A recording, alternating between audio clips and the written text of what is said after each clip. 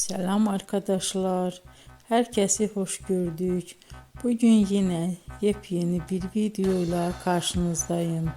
Hayranlıkla izlediğimiz Can Yaman ve Demet Özdemir çiftinden çok güzel fotolar hazırladım. Onlar Erkenci Kuş dizisinde Can ve Sənem karakterlerine hayat vermiştiler ve herkesin beğenisini kazanmıştılar. Biz de sizler için onların özel fotolarını hazırladık. Bu muhteşem videoların gelmesini istiyorsanız bol bol yorum yazın, kanala abone olun, sona kadar izleyin. İzleyen herkese teşekkür